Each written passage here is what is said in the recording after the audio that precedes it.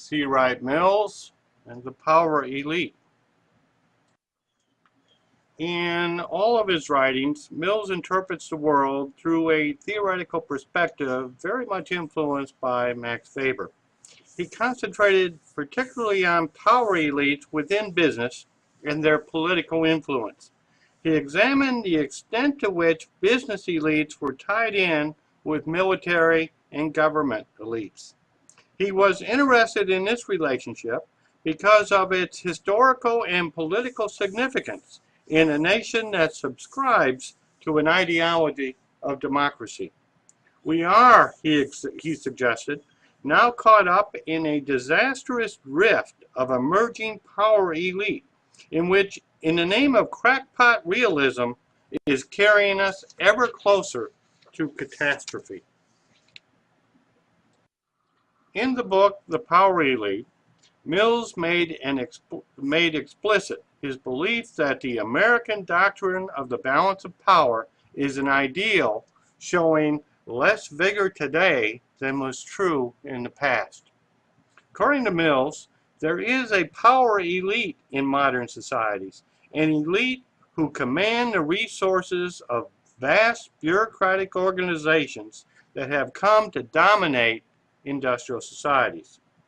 As the bureaucracies have centralized and enlarged, the circle of those who run these organizations have narrowed, and the consequences of their decisions have become enormous.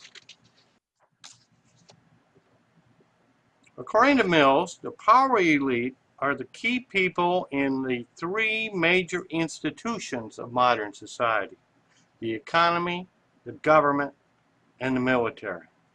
The bureaucracies of state, corporations, and military have become enlarged and centralized and are a means of power never before equaled in human history. These hierarchies of power are the key to understanding modern industrial societies. The elite occupy the key leadership positions within the bureaucracies that now dominate modern societies. The positions in which the effective means of power are now located. Thus, their power is rooted in authority, an attribute of social organizations, not of individuals. It is not a conspiracy of evil men, he argues, but a social structure that has enlarged and centralized the decision-making process and then placed this authority in the hands of men of similar social backgrounds and outlook. In Mills's view, major national power now resides almost exclusively in the economic, political, and military domains. All other institutions have diminished in scope and power and been either pushed to the side of modern history or made subordinate to the big three. It is their similar social backgrounds that provide one of the major sources of unity among the elite. The majority of the elite, Mills asserted, come from the upper third of the income and occupational pyramids. They are born of the same upper class. They attend the same prep schools and Ivy League universities. They join the same exclusive gentlemen's clubs, belong to the same organizations. They are closely linked through intermarriage. Some of the coordination comes from the interchange of personnel between the three elite hierarchies. The closeness of business and government officials can be seen, Mills asserts, by the ease and frequency with which men pass from one hierarchy to another. Mills also asserted that a good deal of the coordination comes from a growing structural integration of dominant institutions. As each of the elite domains become larger, more centralized, and more consequential in its activities, its integration with the other spheres becomes more pronounced.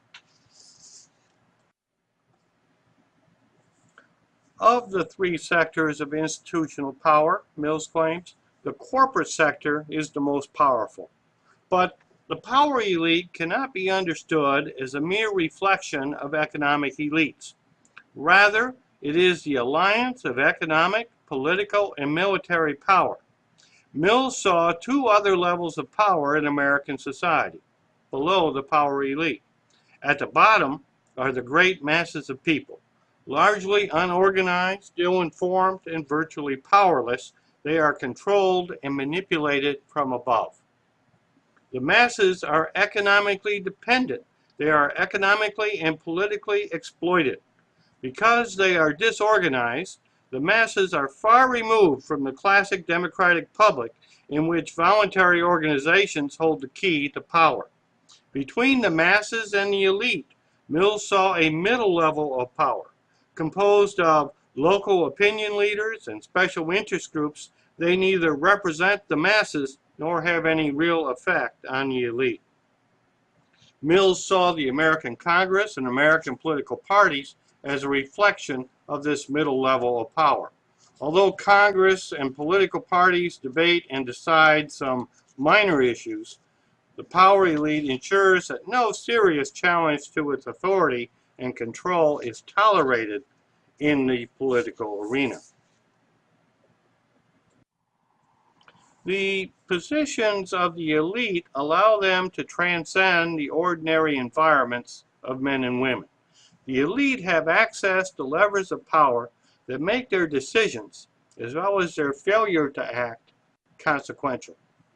By 1958, in the causes of World War III, Mill seemed much more concerned with the rise of militarism among the elites than with the hypothesis that many elites were military men. According to Mills, the rise of the military state serves the interest of the elite of industrial societies. For the politician, the projection of military power serves as a cover for their lack of vision and innovative leadership. For corporate elites, the preparation for war and the projection of military power underwrites their research and development, as well as provides a guarantee of stable profits through corporate subsidies. This militarism is inculcated in the population through schoolroom and pulpit patriotism, through manipulation and control of the news, and through the cultivation of opinion leaders and unofficial ideology. Dwight Eisenhower said, "Every gun that is made, every warship launched, every rocket fired signifies, in the final sense, a theft from those who hunger and are not fed, from those who are cold and are not clothed." This world in arms is not spending money alone. It is spending the sweat of its laborers, the genius of its scientists, the hopes of its children.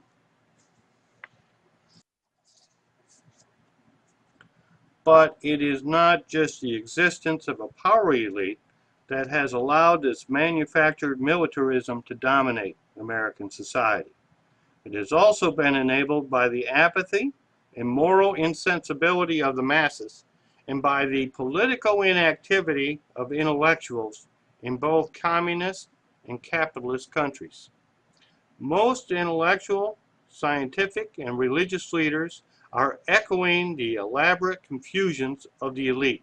They are refusing to question elite policies. They are refusing to offer alternatives. They have abdicated their role. They allow the elite to rule unhindered. We will look more closely at this abdication in the presentation on the sociological imagination.